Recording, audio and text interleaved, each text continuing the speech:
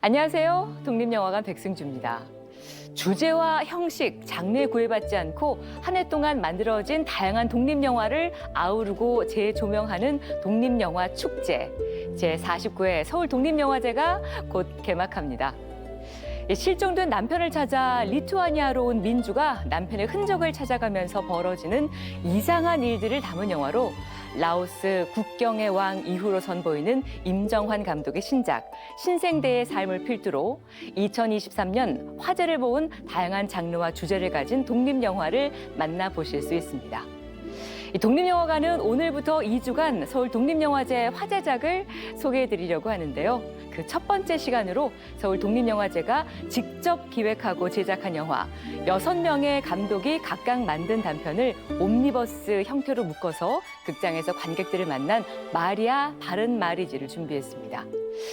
이 영화를 보기에 앞서서 반가운 두 분이 독립영화관에 인사를 와주셨는데요.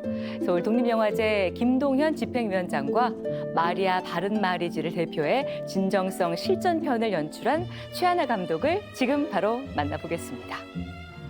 지금 제 옆에 그 네 번째 에피소드를 연출하신 최하나 감독님이 나와 계신데요. 안녕하세요. 안녕하세요.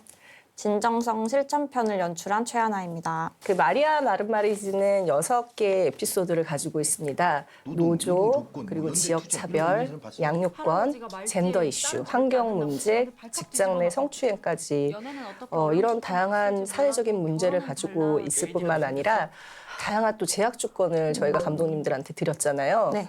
하나의 씬, 그리고 한 곳의 장소, 두 사람의 대화, 그리고 무려 6시간 만에 촬영을 해야 된다는 조건이었는데 간단하게 들리지만 많이 당황스럽고 어려웠을 것 같아요. 처음 제안 받으셨을 때 어떤 생각이 드셨나요? 사실은 그 제약들이 경제적인 이유가 컸잖아요. 적은 예산으로 어떻게 옴니버스 단편 하나를 완성을 할 것인가였는데 윤성호 감독님이 이 영화의 총괄 프로듀서이시기도 하고 가장 첫 번째 에피소드인 프롤로그를 연출한 감독님이신데 돈이 없으면 이런 조건을 만들어서 오히려 돌파할 수 있지 않을까 하는 생각이 든다. 그렇게 제안을 하셨는데 그 말에 제가 조금 혹했던 것 같고 그 패기에 제가 조금 감흡해서 나도 한번 동참을 해보고 싶다고 생각했는데 막상 준비를 하려다 보니까 정말 가능한 것인지 잘 모르겠더라고요. 근데 또 막상 해보니까 그만큼 빨리 찍고 빨리 끝나는 프로젝트라는 장점이 있기도 했던 것 같아요. 훌훌 털어버리고 네네. 6시간 촬영을 끝내고 배우들도 너무 좋아했어요. 네. 그 서울 독립영화제가 그 마련한 제작비가 적어서 너무 죄송스러운 마음이었는데 윤성호 감독님이 또 기지를 발휘해서 잘 진행을 해주셨던 것 같고요. 지혜로운 분이시죠. 네, 이제 기획 기간이 저희가 짧아서 시나리오조차도 빨리 작성을 했었어야지 되잖아요. 다양한 어떤 이슈들이 떠올랐을 것 같은데 어떤 또 다른 이야기들이 떠오르셨는지도 궁금합니다. 첫 번째 미팅을 하고 한 2주 뒤엔가에 시나리오를 공유를 했어야 했던 걸로 기억을 하고 있어요. 근데 제가 시나리오를 그렇게 빨리 쓰는 편이 아니라고 생각했는데 저 말고 다들 마감을 못 지키셔가지고 평균적인 그 한국 영화 감독들의 속도가 이런 것인가 보다 하는 생각을 했었고 2021년 연말에 그 해를 돌아보면서 아마 저한테 제일 좀 인상 깊게 남았던 이슈라고 할까요? 그런 게 저한테는 그 일련의 남성 혐오 논란이었고 그래서 그거를 어떻게 코미디로 풀어보고 싶다. 그리고 이게 또 대화 씬으로만 이루어진 영화고 말장난을 하기에 되게 좋은 기획인 것 같다고 생각을 했었어요. 젠더 이슈는 점점 더 뭐 중요한 이슈이기도 하지만 고민되는 지점이 있었을 것 같아요. 어떤 어려움이 있었나요? 어려움은 아무래도 어떤 여성 문제, 페미니즘이라는 단어를 꺼내는 순간 좀 이제 되게 위축되잖아요. 그 눈치가 보이고. 근데 저는 그거 자체를 조금 깨보고 싶긴 하더라고요. 만약 정말 갈등이 있다면 저는 대화를 하면 되는 문제라고 생각하는데 대화라는 게 이루어지지 않고 계속 뭔가 금기시 되는 거? 그 대화를 꺼내는 것 자체가 금기시 되는 게 저는 좀 우스꽝스럽다는 생각을 했던 것 같아요. 어떤 의성어 하나도 제대로 발음하는 것도 절절매고 하는 것들이 정작 그러면서 우리가 진짜 해야 되는 대화를 안 하고 있는 이 상황이 저는 조금 코미디 같다고 생각을 했었고 그냥 이거를 우리가 그때는 웃어 넘기지 못했는데 이번에는 영화로 만들어서 웃어 넘기는 식을 좀 해보면 좋겠다? 그 시도를 해보고 싶다는 생각을 했던 것 같습니다. 출연진이 화려하잖아요. 오경화 배우님도 나오시고 신사랑 배우님 그리고 너무나 귀여운 두목이라고 하는 강아지도 출연을 했는데 그 오경화 배우님은 2018년에 서울독립영화제 배우 프로젝트에 저희가 발견한 배우기도 하셨거든요. 그래서 정말 반가웠는데 배우 캐스팅 과정은 어떠셨나요? 오경화 배우님은 제가 예전에 다른 영화를 준비할 때 오디션으로 처음 뵀었는데 너무 신선한 연기를 왜 저 상황을 저렇게 표현하지 싶을 만큼 너무 특별하고 신기한 연기를 하셨었고 그 분위기에 제가 되게 반했던 것 같아요. 그래서 언젠가 저 사람이랑 꼭 작업을 해보고 싶다는 생각이 들어서 그리고 실제로 연기하신 그 캐릭터와 배우님의 본체가 좀 꽤 비슷한 편입니다.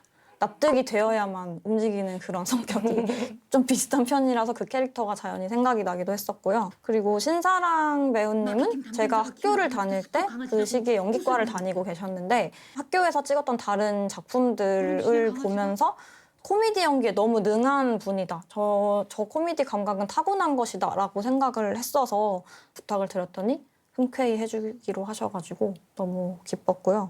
그리고 영화에 출연하는 강아지 두목이는 제가 키우고 있는 강아지고요. 지금은 2살이 됐습니다. 그때 연기를 꽤 잘해줘서 제가 일이 잘 안 풀리면은 나는 그냥 얘 배우를 시키고 매니저로 살면 어떨까 했었는데 이 영화에 나오는 그 하리보라는 고양이가 나오는 영화가 있는데 그 고양이가 정말 명연기를 하거든요. 걔를 보고 진짜 타고난 배우란 저런 것이다. 우리 두목이는 저 정도 타고나진 않은 것 같아 싶어서 매니저는 포기하는 걸로. 네.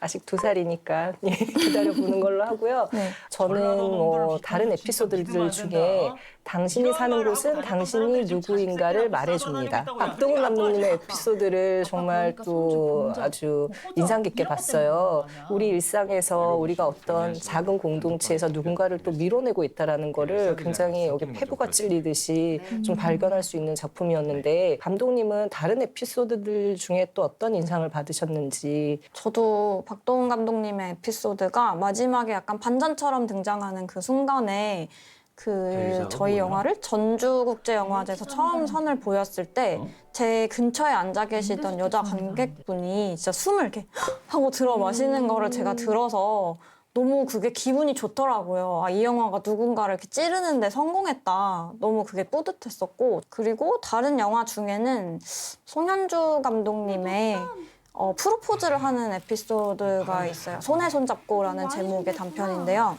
얼핏 보기에는 두 커플이 종교를 가지고, 그러니까 신앙 문제를 가지고 결혼을 한 해 만에 고민을 하는 이야기처럼 보이지만 사실은 관객분들을 정말로 불편하게 하는 요소는 다른 데 숨어 있을 거예요.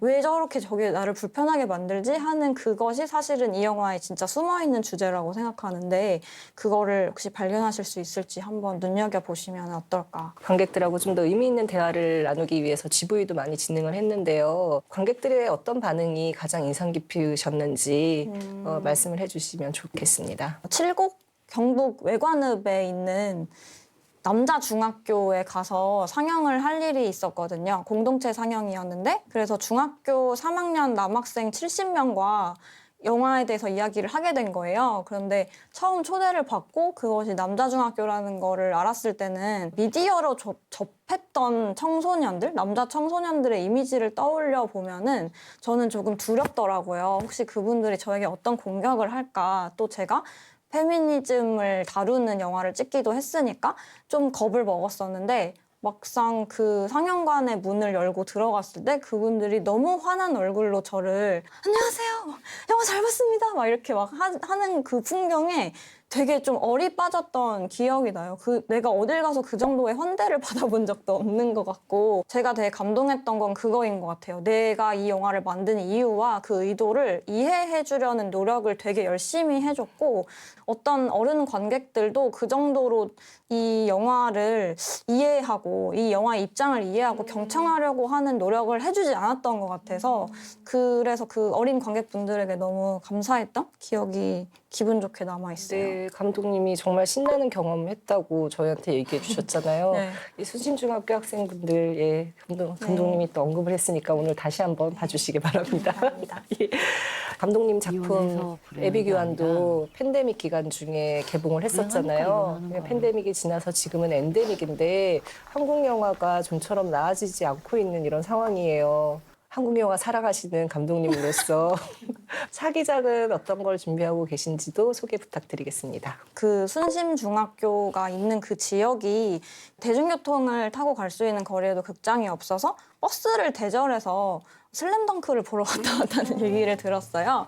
다 같이 거기 가서 그 영화를 보고 막 열띠게 이야기를 하는 걸 보면서 극장이라는 공간의 존재가 우리한테 되게 필요하고 유의미하다는 생각도 했었고요. 그 순심중학교 친구들의 우리 영화에 대한 반응을 보면서 이런 작은 영화가 이 친구들한테는 되게 특별한 경험이구나. 오히려 OTT에 올라오는 커다란 작품들, 드라마들만 보다가 이런 걸 봤을 때 다른 데서 못 느꼈던 어떤 거를 느끼고 어떤 대화의 물꼬가 트는 여전히 저는 한국 영화 그리고 독립 영화가 의미가 있고 우리가 그분들을 극장에 데리고 오려면 어떻게 해야 될지 고민을 좀 해야겠다.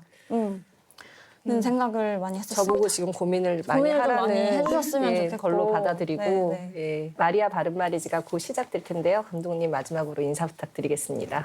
네. 제가 되게 기분이 좋았던 리뷰 중에는 이 영화를 누군가와 같이 보고 집에 가는 길에 대화를 하는 게 너무 즐거울 만한 영화인데 혼자 보지 않고 극장에서 다 같이 봐서 되게 좋았다는 얘기를 했었어요. 근데 집에 계시다면 혹시 가족분들과도 대화를 해보시고 나는 이렇게 생각하는데 너는 이 영화는 어땠어? 라는 질문을 던지고 대화를 나누기에 되게 좋은 영화라고 생각해서요.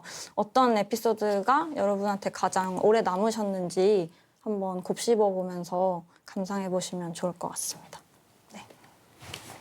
늦은 시간이지만 마리아 바른말이지 끝까지 봐주시고요. 11월 30일부터 12월 8일까지 서울독립영화제가 개최되니까요. 많은 관심 바랍니다. 감사합니다. 감사합니다.